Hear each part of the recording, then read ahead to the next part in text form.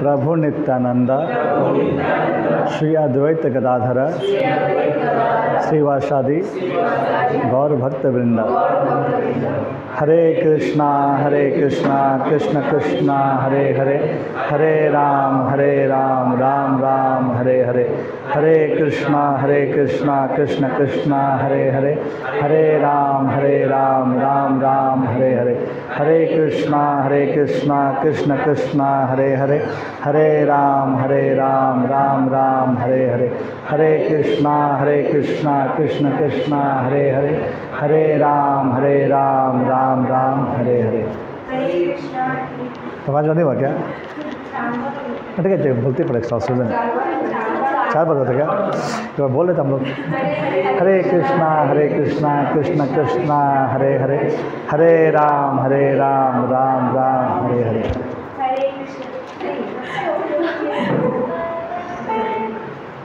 Actually এটা তোমরা না, আমি বলি তোমাদের এটা তোমরা যে কোনো জায়গায় বলতে পারো। আমি তার আগেও বলেছিলাম, ধরো বাড়ি যাচ্ছ, বাসে বসে আছো, কোনো কাজ নেই, বাসে দাঁড়িয়ে আছো, বসার জায়গা পাও না, ইউ ক্যান চ্যান্ট এভরিওয়্যার। এটার জন্য আমি অফিসে কেন বলাই কি তোমরা কথা বলো বা না বলো, অফিসে তো বলে নাও, বাকি জায়গায় তোমরা নাও বলতে পারো, বাট এটা তো যেখানে ইচ্ছে বলতে পারো। বাসে যাচ্ছ, ট্রেনে যাচ্ছ, ধাক্কা আছে, ভিড় আছে, যেখানে জায়গায় বলতে পারো, এটা বলো। আর এটা বলতে গিয়ে কিছু লাগে না তো, বাট এটা অনেক উপকার আছে। আমরা কতদূর পড়েছিলাম? হ্যাঁ, অ্যাকচুয়ালি আমি বলি তোমাদের যে একটা মালাতে 108খানা বিট থাকে, জানো তো? এটা আমি বলেছিলাম। আমি একদিন দেখাও তো মালা কীভাবে করতে হয়। তো 108 বার বলতে মোটামুটি 7 মিনিট লাগে। যদি আমরা এভাবে বলি হরে কৃষ্ণ কৃষ্ণ কৃষ্ণ হরে হরে, হরে রাম রাম রাম হরে হরে, হরে কৃষ্ণ এটাও যদি বলি তাহলে 7 মিনিট লাগে। তো তোমরা কী করতে পারো, বাসেই ঘড়ি দেখে 7 মিনিট বলে, আর একটা মালা শেষ হওয়ার পরে you can again have to tell Jai Shri Krishna Chaitanya प्रभु नित्यानंद श्री अद्वैत गदाधर शिवासादि गौर भक्तबृंद। আবার একই মন্ত্র 7 মিনিট। তো যদি মালা নাও থাকে হাতে বা ঘড়ির মানে যদি নাও থাকে, 7 মিনিট ইন্টারভাল বলে আবার শুরু করতে পারতো। যতবার ইন্টারভাল বলবে ততটা মালা কমপ্লিট হয়। হ্যাঁ, এটাই সেম। এটা আমি আগে বলো না, জয় শ্রীকৃষ্ণ চৈতন্য প্রভু নিত্যানন্দ শ্রী অদ্বৈত গদাধর শিবাসাদি গৌর ভক্তবৃন্দ। এটা বলার পরে তারপর হরে কৃষ্ণ মহামন্ত্রটা বলতে হয়। আর ওটা বলতে 108 বার, যেহেতু 108খানা মালা থাকে। বাট যদি মালা ক্যারি করছি না আমি, একটা ছোটোই আসে একটা, ওই আমি হ্যাঁ কাউন্টার করতে পারে, কাউন্টারকে বুঝতে পারবে না। কেন কি আমাদের অ্যাকচুয়ালি টাইম লাগে একটু, যেটা বুঝতে যে আমার পক্ষে কী ঠিক কী ভুল, আমার লজ্জা লাগে, হয়তো লোক কী বলবে, এই বয়সে ছেলেটা কী করছে। বাট এটা ভাবো, একটা সেকেন্ড পার্ট ভাবো, যদি কোনো ছেলে কম বয়সে ডক্টর হয়ে গেল, তাকে দেখে তো আমরা ইন্সপায়ার হই, তাই না? এটাও দেখলেও আমাদের ইন্সপায়ার হয় যে একটা ছেলে বা একটা মেয়ে এই বয়সে চ্যান্টিং করছে, মেয়েটা বুদ্ধিমান নাকি পাগল, কারণ কথা বলতে আসে, কেন করছে না করছে, আমাদের ফিলোসফি তাকে বোঝাতে পারি, তাহলে একটা উপকার হয়। কেন কি এগুলো কী বলে, আননোন স্বীকৃতি বলে। এবার তোমার যে কজন ক্লাসে বসে আছো, এটা তো বাই ডিফল্ট নয়, হয়তো কোনো একটা জন্মে তোমরা কিছু একটা ভালো কাজ করছে। ভালো কাজ করা মনে হচ্ছে যে প্রভুজিদের সেবা করেছিল কোনো একটা কারণে, অজান্তেই করেছিল, হয়তো অজান্তেই করেছিলে, কিন্তু করেছিলে তোমরা, তার জন্য আমরা ক্লাসে বসে আছি বা তোমরা শোনার চেষ্টা করছো। নাহলে খুব মুশকিল, আজকালকার যুগে কেউ বসে আধ ঘন্টা শুনবে, ইটস ভেরি টাফ। প্রভুপাদ যে ছিলেন, প্রভুপাদ ছিলেন ইসকনের ফাউন্ডার আচার্য, তাই না? তো উনি তো বুড়ো হয়ে গেছিলেন না, ওনার বয়স ধরো 75-76 এজ ছিল। উনি আমেরিকা বা যেখানে কোনো কান্ট্রিতে যেতেন, দোকানে কোনো জিনিস কিনলেন। তো এবার জিনিস উনি টাকা দেবেন উনি, তো ধরো ওখানে জলের বোতল রাখা আছে, উনি গিয়ে নিয়ে নিতে পারেন, বাট বলেন যে কেন গিভ মি দিস ওয়াটার। এবার যে লোকটা জলটা তুলে দিল ওনাকে, ও কিন্তু অজান্তে একটা পুণ্য করে ফেললো। তো প্রপাত করাতেন এগুলো, কিন্তু এই একটা পুণ্য মানে অ্যাকুমুলেট করে করে করে করে হয়তো কোনো একটা জন্মে সে ভক্তি গ্রহণ করতে পারবে, হয়তো নেক্সট জন্মে নাও পারে, তো কোনো একটা জন্ম করতে পারবে। তো আমরা যেটা করছি, এটা আমরা অনেক কিছু পুণ্য করেছি বলে আজকে বোঝার চেষ্টা করছি। নাহলে অনেকজন আছে না, রাস্তা ঘুরে বেড়াচ্ছে, তারা কী করে, কিছুই করে না। তো এটা করা উচিত। आप समझा दिया, वो बात बताएंगे आप इसको लेकर, फिर डिस्कस नहीं करेंगे हम। সেদিন বুবাই আর এক কোশ্চেন করেছিল আমাকে, গৌতম, যে আমি যে বলো না মাল্টিপল ইউনিভার্স আছে, এখানে দেওয়া আছে মাল্টিপল ইউনিভার্স। তো মাল্টিপল ইউনিভার্স আছে, আমি সেদিনই মানে পরের দিন সকালে ঘুম থেকে উঠে গৌতমকে আমি পাঠিয়ে দিই, আমরা শাস্ত্র কোথায় দেওয়া আছে যে অনেকগুলো ইউনিভার্স আছে। কেন কি এটা যা দেওয়া আছে না, এটা অ্যাজ পার শাস্ত্র অনলি, এটা আমি বানাইনি। বা এটা ওরাও বানায়নি যারা প্রিন্ট করেছে, এটা দেওয়া আছে যে অনেকগুলো মাল্টিপল ইউনিভার্স আছে। বুবাই যেমন প্রশ্ন করেছিল যে বিষ্ণু থেকে কি কৃষ্ণ এসছে না কৃষ্ণ থেকে বিষ্ণু এসছে, তাই আমি বলেছিলাম বুবাইকে যে কৃষ্ণ থেকে বিষ্ণু এসছে, তার অনেকগুলো প্রমাণ বুবাইকে আমি হোয়াটসঅ্যাপ করেছি সকাল, পেয়েছিলে? আর অনেকগুলো, একটা দুটো নয়, অনেকগুলো প্রমাণ যে কৃষ্ণ থেকে বিষ্ণু এসছেন, কৃষ্ণ থেকে শিব এসছেন, সব বুবাইকে হোয়াটসঅ্যাপ করে দিচ্ছি আমি। তা আমি বলা মানে এটাই আছে যে আমি যেটা কথা বলি এখানে আমার মনে কিছুই বলি না, আমি আমার একটা সেন্টেন্স থাকে না, আমি যেটা গুরুজিকে শুনি, প্রভুজি শেখান, যেটা বইতে পড়ি, আমি তোমাদের জাস্ট পাস করে দিই, রাইট? তো তোমরা এটা মাথা রাখবে, যেটা আমরা পড়ছি এটা হাওয়ায় নয়, কারণ কি আমরা এতদিন যা পড়াশোনা করে এসেছি আমরা জানি না চাঁদে কেউ গেছিলো কি না, হ্যাঁ তার কোনো লেখা নেই না, আই ক্যান ক্লেম যে আমি চাঁদে গেছিলাম, বাট এখানে যা দেওয়া আছে সেটা লেখা আছে, দ্যাট ইজ কল শব্দ প্রমাণ। কী বলো এটাকে? শব্দ প্রমাণ। শব্দ মানে লেখার প্রমাণ। আচ্ছা, আমার কত হয়েছিল? আমাদের 40।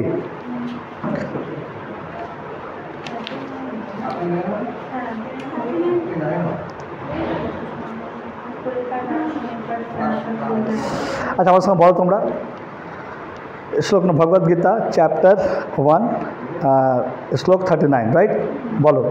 कुलक्षय प्रणश्यन्ति कुलधर्मा सनातना धर्मे नष्टे कुलम कृस्त्रम अधर्म अभिभवति उत। मीनिंग पढ़िए हमें। कुल का नाश होने पर सनातन कुल परंपरा नष्ट हो जाती है और इस तरह शेष कुल भी अधर्म में प्रवृत्त हो जाता है। तो আমরা লাস্ট কি পড়েছিলাম যে হ্যাঁ এখানে আমরা পড়েছিলাম যে কুলধর্ম কাকে বলে। ধরো আমার ফ্যামিলি থেকে মানে আপনার যদি আর পান্ডে বা কেউ অন্য আমরা কাজ ক্যারি করি, তো আমাদের চলে আসছে না, ঠাকুরদা তার ঠাকুরা চলে আসছে, এবার ধরো আমার ফ্যামিলিতে কেউ রইলই না, সবাই মারা গেল। কেন কি একটা ফ্যামিলিতে ছেলে থাকা দরকার, ছেলে আগে সন্তান প্রত্যেকের ফ্যামিলি বাড়ায়। তো যদি ছেলেরা তো सब रणक्षेत्र लड़ते चले गए, सब लड़ने चले, मैं हिंदी तो बोलती हूँ, मोर कम्फर्टेबल इन हिंदी, तो सब लड़के तो लड़ने चले गए युद्ध क्षेत्र में। लड़के अगर मर जाएंगे तो क्या होगा? कुल धर्म खत्म हो जाएगा, आगे से फैमिली बढ़ेगा नहीं। और इस युद्ध में करीब करीब पूरे दुनिया के जो योद्धा थे सब लोग पार्टिसिपेट किए थे, ऐसा नहीं कि सिर्फ भारत के थे। तभी भारत पूरा विश्व था, मतलब अभी तो क्या कि जैसे इंडिया अभी क्या डिवाइड होकर पाकिस्तान बन गया, बांग्लादेश बन गया, है कि नहीं? तो पहले पूरा विश्व भारत था, इसलिए भारत को बोलते हैं भारत जो था विश्व गुरु था। तो भारत जैसे जैसे कलयुग आगे बढ़ता गया भारत छोटा होता गया। अभी हम भारत देखते हैं, एक्चुअल भारत नहीं है, भारत पहले पूरा वर्ल्ड को मिला के पहले भारत था। तो यहाँ पे अर्जुन क्या बोल रहा है कि अगर जो फैमिली के जो मेल्स हैं अगर वो मर जाएंगे तो क्या होगा? आगे का जो फैमिली वो नहीं बढ़ेगा, तो इसे मारना ठीक नहीं होगा। ऐसा अर्जुन बहुत सा एग्जाम्पल दे रहा है कृष्ण को। अर्जुन इस चैप्टर में ये बता रहा है। एक मिनट मैं फ़ोन लेता हूँ। हेलो, हाँ गुड मॉर्निंग। आप मेरे को ना 11 के बाद सुन, 11 के बाद कॉल करिए, 11 के बाद, ठीक है? 11 बजे के बाद। हाँ हाँ ओके। तो क्या बोल रहा था कि बोलছিলাম?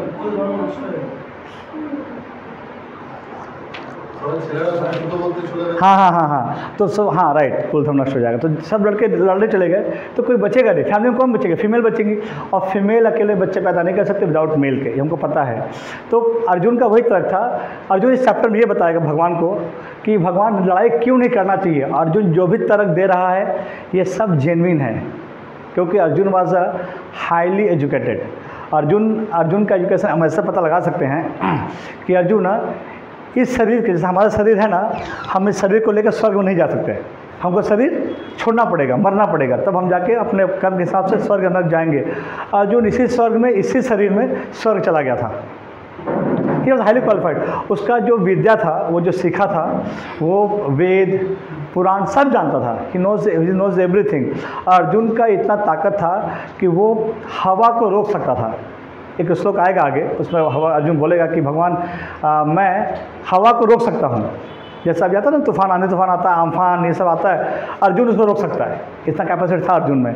अर्जुन क्या बोलता है? भगवान मैं ये सब रोक सकता हूँ, लेकिन अपने मन का जो भटकना है उसको नहीं रोक सकता। हमारा मन बहुत बलवान है, हमने इसका डिस्कस किया था। नेक्स्ट श्लोक मेरे साथ बोलो आप तक, श्लोक 40। अधर्म अभिभवात कृष्ण प्रद्युन्ति कुल स्त्रियः।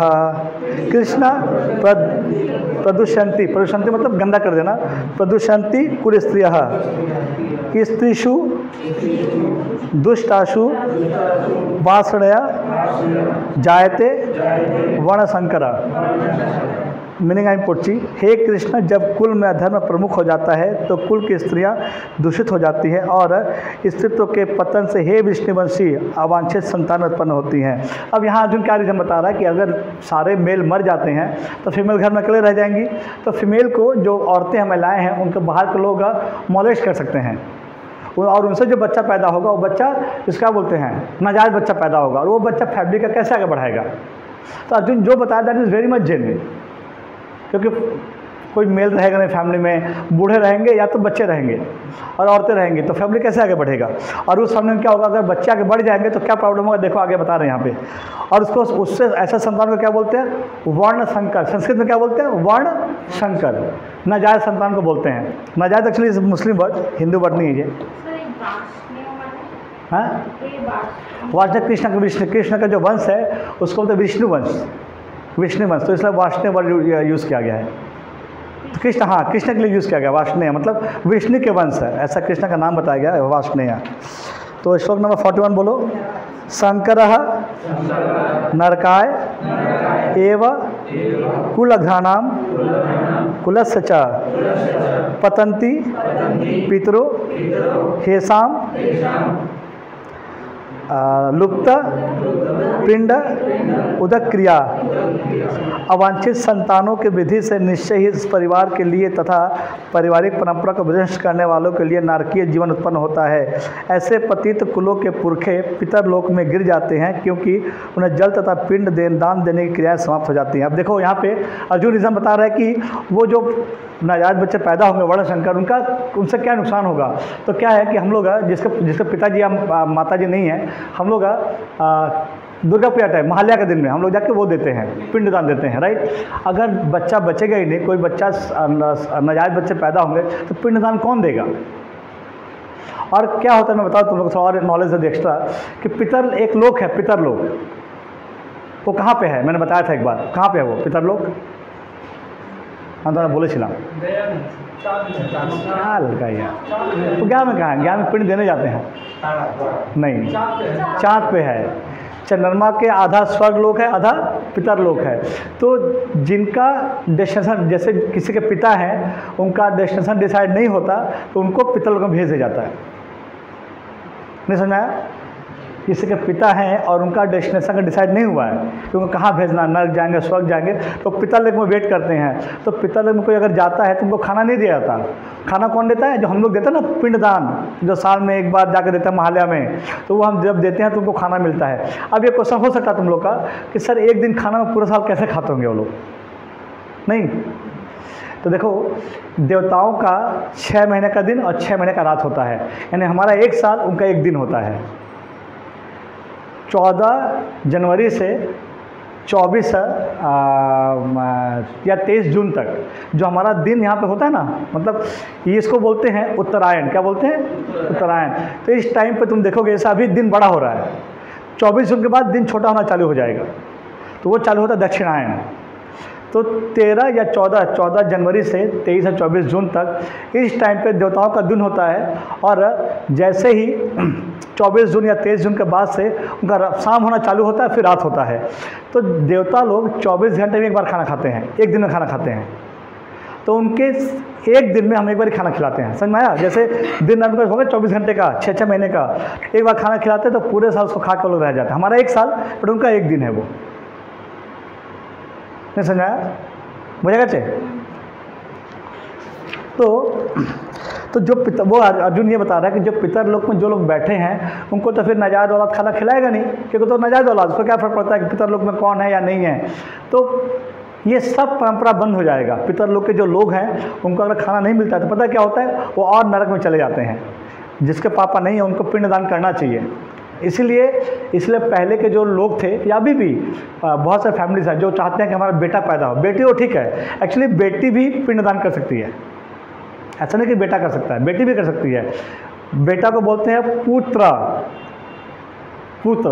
तो पुत्र क्यों बोलते हैं? क्योंकि पू नामक नरक से तारने वाला, पुत्र होता है ना, पुत्र, पुत्र बोली ना हमरा, पुत्र बोली, तो पुत्र मतलब हो गया कि पू नामक नरक से जो तार देता है, क्योंकि नरक आता है रास्ते में, उसको बोलते हैं पू नरक। और उसमें वो हाड़ मांस गला के उसमें आदमी को उसमें से ले जाते हैं, अगर कोई बुरा काम करता है तो उस नरक में जाने से बेटा रोक सकता है या बेटी रोक। अब बेटी को बोलते हैं पुत्री, तो वो बेटी भी कर सकती है वैसा, ऐसा नहीं कि बेटा ही होना चाहिए, बेटी होती तो भी चलता है।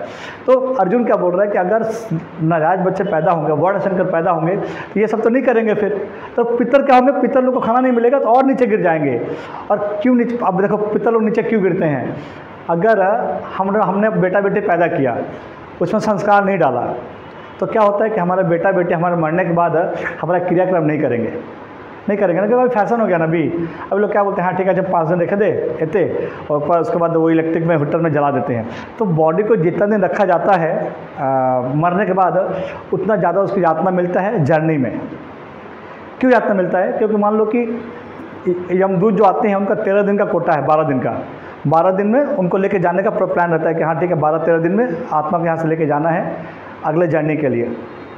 लेकिन अगर ऐसा होता है कि वो जैसे 5 दिन बॉडी को रख दिया गया बर्फ़ में, क्या बोलते हैं उसको आप, हाँ वो होता है ना, मॉर्चरी में रख दिया 5 दिन के लिए, कोई आएगा देखेगा, या बेटे के पास टाइम नहीं है, बेटा ठीक है 5 दिन बाद बॉडी को जलाएंगे, तो 13 5 18 हो गया ना। वो 5 दिन जो एक्स्ट्रा यमदूत का जाता है, उसके लिए जो बॉडी है उसको बहुत, बॉडी मतलब जो आत्मा है उसको बहुत प्रताड़ित किया जाता है, बहुत मारपीट किया जाता है उसके साथ, बहुत उसको तकलीफ दिया जाता है। अब तुम्हारा क्वेश्चन हो सकता है कि उसको तकलीफ क्यों, फिर काम तो गलती तो बेटा करे, उसको तकलीफ क्यों? तो उसको तकलीफ इसलिए उसने अपने बेटे को संस्कार नहीं सिखाया। क्योंकि हमारा बेटा है, हमको उसको बताना चाहिए कि संस्कार क्या होता है, क्यों करना चाहिए। अगर हम बेटे को नहीं बताते हैं तो उसका जिम्मेदारी हमको लेना पड़ेगा, और ये सच है। अगर इस ऑफिस में कोई अगर डिसिप्लिन का बाहर है, उसका तो गलती है, मेरा भी गलती है कि मैंने उसको संभाला क्यों नहीं। ऐसा नहीं है कि जो गलत करता है उसका गलती है, ऐसा बिल्कुल नहीं है। तो वहाँ भी यही सिस्टम है कि अगर आपका बेटा आपका पिंडदान नहीं किया, या आपका बेटा आपको नहीं खिलाया, आपका बेटा आपको नहीं जलाया, तो इसका गलती आपका है कि आपने अपने बेटे को उस लायक नहीं बना के दिया, और इसका सज़ा हमको मिलता है।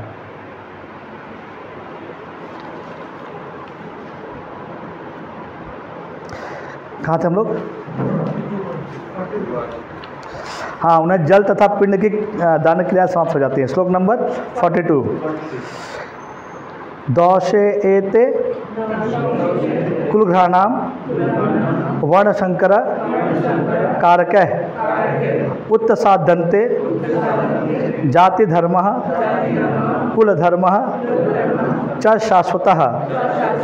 जो लोग कुल परंपरा को विनष्ट करते हैं और इस तरह अवांछित संतानों को जन्म देते हैं, उनके दुष्कर्मों से समस्त प्रकार की सामुदायिक योजनाएं तथा पारिवारिक कल्याण का कार्य विनष्ट हो जाता है। और ऐसे बच्चे जो आते हैं वो क्या करते हैं, जो समाज है, क्योंकि समाज कैसे बनता है, हम लोग को लेकिन समाज बनता है ना। एक पढ़ा मिलता है ना कि क्या बोलते हैं, क्लब कैसे बनता है? क्लब या संस्था है कि नहीं, क्लब कैसे बनता है? कुछ लोगों को लेकर क्लब बनता है। लेकिन सोचो अगर पहाड़ में सब गुंडे पैदा हो गए, उसमें क्या क्लब बने? जैसे तालिबान क्या किया था, सब गुंडों को रखा था, तो वो संस्था कैसा बनेगा? तो अर्जुन यही बता रहा है कि अगर संतानें अवांछित पैदा हो गई, गलत संतानें पैदा हो गई, तो उनसे लेकर जो समाज की जो प्रक्रिया है, क्रिया है, सब समाप्त हो जाएगा। क्योंकि सब क्या होगा, लूटपाट मारपीट, और कुछ बचेगा नहीं। अर्जुन ये रीज़न बता रहे, सब वैलिड रीज़न है। अर्जुन जब बता रहा भगवान कृष्ण आपको सब वैलिड रीज़न बता रहा अर्जुन। श्लोक नंबर 43। उत्सन्न कुलधर्मणाम मनुष्याणाम जनार्दन नरके नियतम वासः भवति इति अनुशुश्रुम। हे प्रजापालक कृष्ण, मैंने गुरु परंपरा से सुना है कि जो लोग कुल धर्म का विनाश करते हैं वे सदैव नरक में वास करते हैं। तो यहाँ पे एक वर्ड यूज़ किया गया है, गुरु परंपरा। तो गुरु परंपरा मतलब क्या है कि जो हम, जैसे मैंने जो बता, what I am telling you, ये सब मेरा खुद का नहीं है, ये मैंने अपने गुरु से सुना है। उन्होंने अपने गुरु से सुना है, उन्होंने अपने गुरु से सुना है। तो ये याद रखना कि हम किसी को चीज़ फॉलो कर रहे हैं अगर, और जैसे मैं कुछ बता रहा हूँ अपने मन से, दैट इज़ नॉट गुरु परंपरा, ये मेरा खुद का मैन्युफैक्चरिंग हो सकता है। लेकिन हम भगवद गीता या भागवतम का जो श्रेष्ठ ज्ञान है, ऐसा जो नॉलेज है, हमको ऑलवेज गुरु परंपरा से लेना चाहिए। ऐसा नहीं कि ये आके बोल दिया तो मान लो, ये आके बोल दिया तो मान लो, ये आके बोल दिया तो मान लो, ऐसा नहीं है। तो गुरु परंपरा इज़ वेरी इंपॉर्टेंट। जैसे बीच में एक बाबा आए थे, क्या नाम था उनका याद नहीं आ रहा मेरे को, आसाराम बापू तो थे ही, और एक दो बाबा हैं जब तो मन से कुछ भी बोलते हैं। तो दिस इज़ नॉट द गुरु परंपरा। गुरु परंपरा क्या है? देखो हम जो पढ़ रहे हैं ना, जो भगवद गीता हम पढ़ रहे हैं, ये गुरु परंपरा है। मैं बता रहा हूँ परंपरा क्या है आप लोग याद, क्योंकि ये बहुत ज़रूरी है कि हम जो पढ़ रहे हैं कितना ऑथेंटिसिटी है। क्योंकि अगर हम कहीं एडमिशन लेते हैं पढ़ाई के लिए तो हम पूछते हैं ना यूनिवर्सिटी एफिलेटेड है कि नहीं है, राइट? तो हम जो पढ़ रहे हैं ये एफिलेटेड है कि नहीं है, मैं बता रहा हूँ। वो नॉलेज कहाँ से आया है, आई एम टेलिंग यू। इस बुक में है शायद, मैं देखा था कहीं।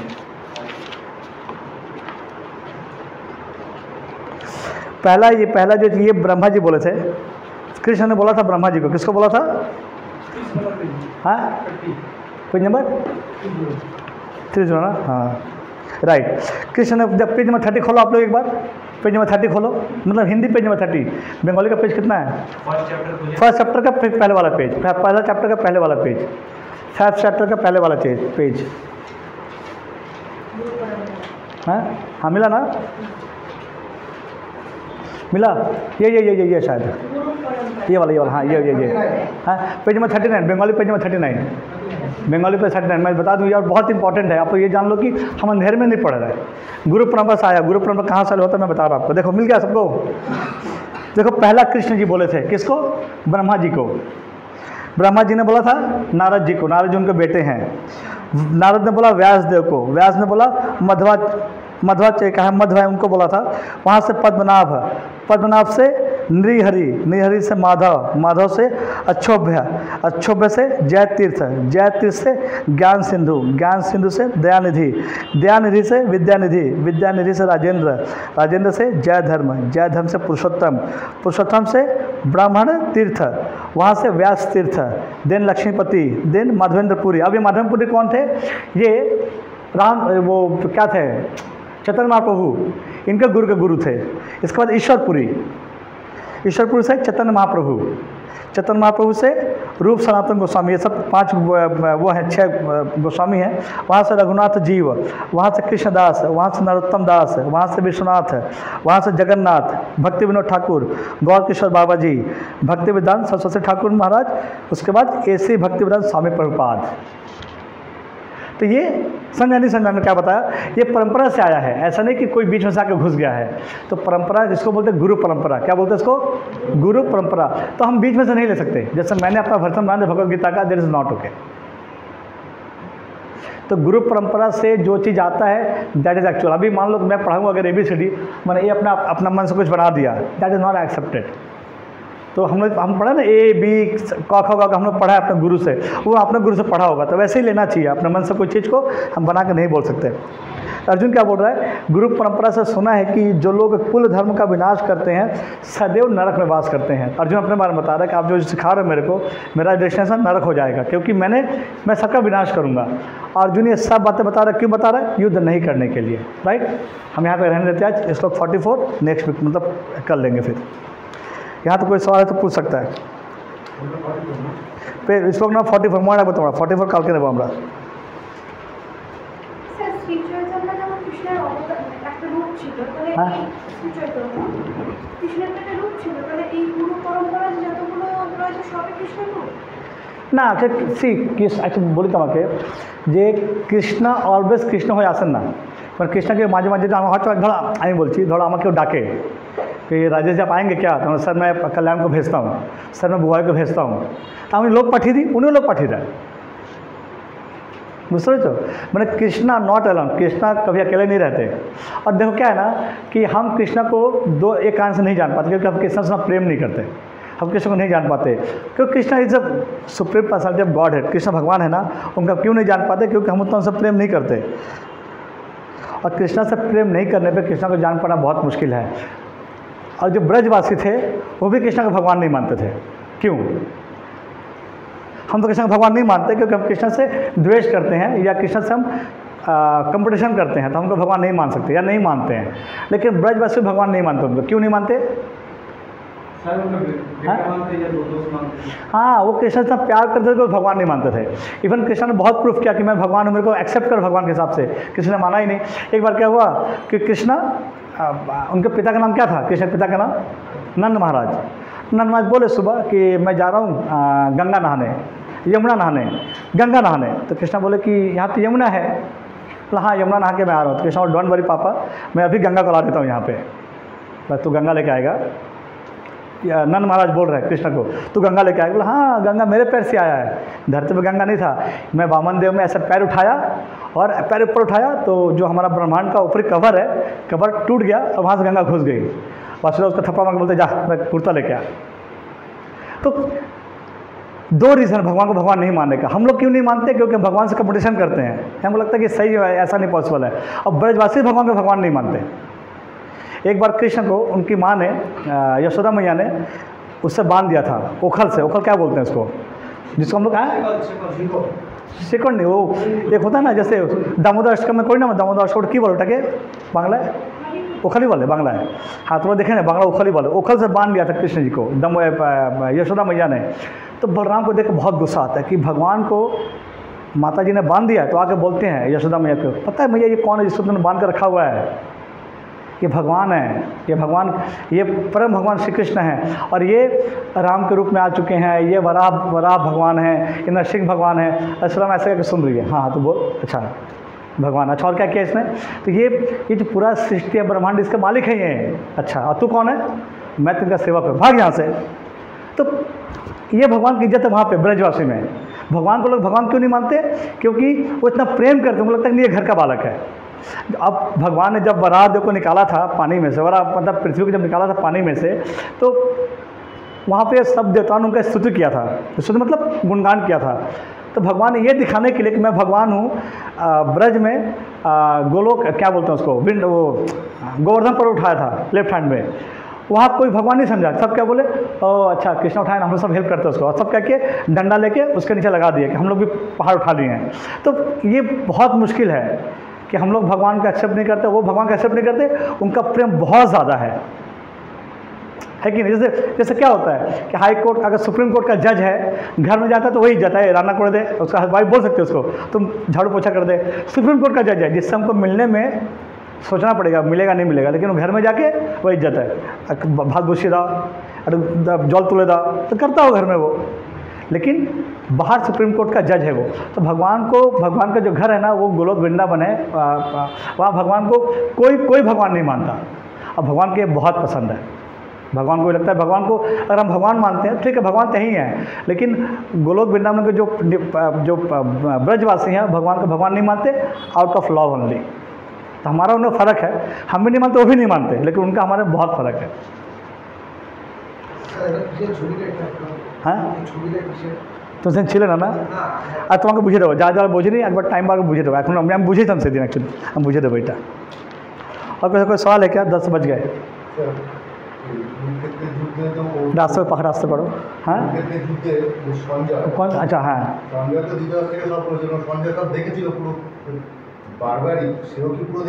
हाँ हाँ, एक्चुअली बर्बरी का स्टोरी किसको पता नहीं है। बर्बरी का कहानी कौन नहीं जानता है? हाथ उठाओ। अच्छा, मैक्सिमम लोग नहीं जानते। एक्चुअली क्या है कि बर्बरी का भीम का पोता था। भीम अर्जुन का भाई था ना, भीम उसका पोता था। पोता मामला की बोले, नाती था। हाँ, तो बर्बरी का टारगेट क्या था बचपन से? बर्बरी का टारगेट था, उसकी माँ सिखाई थी उसको, दादी सिखाई थी। क्योंकि भीम का वाइफ का नाम क्या था? हिडिम्बा। तो हिडिम्बा की जो वाइफ थी, मतलब हिडिम्बा की जो हिडिम्बा इसको बचपन से उसका टारगेट था कि उसका जो पोता है, मतलब भीम का जो पोता है, उसको इस भौतिक जगत में भटकने नहीं देना है, उसको भगवान के धाम भेज देना है, भगवान के धाम भेज देना है। तो जैसे ही बर्बरिक पैदा होता है, उसकी माँ उसको पहले यही बोलती है कि इसको भगवान, क्योंकि राक्षस है ना, भक्ति तो कर नहीं पाएगा, तो उसको ऐसा बनाओ कि भगवान के हाथों में मर जाए। और भगवान जिसको मारे हैं वो सब भगवान के धाम चला गया है। अगर भगवान किसी को मार दे अपने हाथ से, भगवान के धाम वो बाय डिफॉल्ट चला जाता है। तो बर्बरिक को उसने माँ ने क्या किया, बचपन से ही बहुत अच्छे अच्छे लड़ाई सिखाया, जैसे तीर धनुष चलाना, तलवार चलाना, और बहुत हाई क्लास का विद्या, जिससे कि भगवान कृष्ण से लड़ाई कर सके। उसके बराबर का योद्धा पूरे धरती में कोई नहीं हो, इसलिए उसकी दादी ने उसका ऐसा तैयार किया बचपन से ही। तो जब महाभारत का लड़ाई चालू होने वाला होता है तो उसकी माँ बोलती है कि बेटा अब तू जा, मतलब नाती को बोली अपना, अब तू जा, यहाँ भगवान कृष्ण है, और ऐसा कुछ कर कि भगवान कृष्ण तेरे को मार दे अपने हाथ से। तो बर्बरिक जाता है, क्यों? मैं जा रहा हूँ कौरवों की टीम से लड़ाई करने, ताकि कृष्ण तो मारेंगे उसको। और बर्बरिक का जो पावर था उसको संभालने का औकात किसी में नहीं था, इवन दुर्योधन में भी, सॉरी अर्जुन में भी नहीं था। तो बर्बरिक आता है लड़ने के लिए, तो भगवान कृष्ण को मालूम पड़ जाता है कि सी कृष्णा नोज एवरीथिंग, हमारे शरीर में क्या चल रहा है, एवरीथिंग ही नोज। तो रास्ते में रोक देते हैं बर्बरिक को, तो बोलते हैं कि कहाँ जा रहे हो? और भगवान ब्राह्मण का रूप बदल के आते हैं, ब्राह्मण बन के आते हैं रास्ते में। बोलते हैं बर्बरिक को कि कहाँ जा रहे हो? बोलता मैं जा रहा हूँ, लड़ाई होने वाला है, वहाँ पर मैं कौरव टीम से लड़ूंगा। बोला क्यों? नहीं, कौरव वीक हैं। पर ठीक है, मान लो कि तुम कौरव में। और बर्बरिक का कैपेसिटी क्या था? वो एक तीर से लड़ाई खत्म कर सकता है, ओनली एक तीर ऐसे निकाला, छोड़ा, लड़ाई खत्म। वो बोला कि कृष्ण बोले कि तुम्हारा क्या योगदान है? बोला कि देखो मैं जाऊंगा, पहला दिन तीर निकालूंगा, मारूंगा, लड़ाई खत्म। तो भगवान बोले नहीं तुम मत जाओ, तुम्हारा जाना कैंसिल। बोलते मैं तो जाऊंगा, तो जाओगे तो तुमको मार दूंगा मैं। लेकिन तुम कौन था मारने वाले? तो भगवान कृष्ण बोले कि तुम्हारे में कैपेसिटी है क्या एक तीर से खत्म करने? बोला हाँ कैपेसिटी है ना। पर तो कृष्ण बोले कैन यू प्रूव दिस? बोला हाँ प्रूव कर सकता हूँ मैं। तो बोले कि ये जो पेड़ है, पेड़ में जितने पत्ते हैं सबको तुम छेद कर सकते हो क्या एक ही तीर में? बोला हाँ, सबको मैं एक तीर से सारे पेड़ को ऐसे ऐसे मैं मतलब पत्ते को छेद कर सकता हूँ। भगवान कृष्ण बोले ठीक है तो करो। और जब मंत्र पढ़ने लगा आँख बंद करके, तो भगवान कृष्ण ने क्या किया, एक पत्ते को पैर के नीचे दबा दिया, एक पत्ते को पैर के नीचे दबा दिया, उसी पेड़ के पत्ते को। इसके बाद बर्बरिक एक तीर चलाता है, सब पत्ते में छेद हो जाता है, जितने पत्ते थे सब में ऐसे ऐसे होल हो जाता है, ऐसा हो जाता है। भगवान कृष्ण जो पैर के नीचे जो पत्ता था उसको हटा कर देखते हैं, उसमें छेद हो गया था। यानी इतना कैपेबल था वो। तो भगवान कृष्ण समझ में आया ये तो खत्म कर देगा। तो भगवान कृष्ण ने मना किया उसको कि भाई अब तुम्हारा प्रोग्राम कैसा, तो यहाँ से वापस लौट जाओ। तो मैं तो नहीं जाऊँगा। तो भगवान कृष्ण क्या करते हैं, उसका गला चक्कर से तुरंत काट देते हैं, वहीं पे तुरंत खत्म। तो वो जब काट देता है तो वो बोलता है कि भगवान मैं पता था आप कृष्ण हैं, आप ब्राह्मण बन के आए हैं, आई नोज एवरीथिंग, और मेरा लाइफ का टारगेट पूरा। लेकिन मैं और एक विश है कि ये जो लड़ाई चल रहा है ना, मैं देखूं उसमें कि कौन क्या करता है, तो मेरे को प्लीज़ आप लड़ाई चलने तक जिंदा रहने दो। तो भगवान ने क्या किया, उसका मुंडी को, भगवान ने नहीं, उसका मुंडी को एक हाइट पे, पहाड़ पे या किसी पेड़ पर रख दिया। वहाँ से उसने सारा लड़ाई देखा था बर्बरिक ने। बर्बरिक को मरवाड़ी बोलते हैं खाटू श्याम बाबा।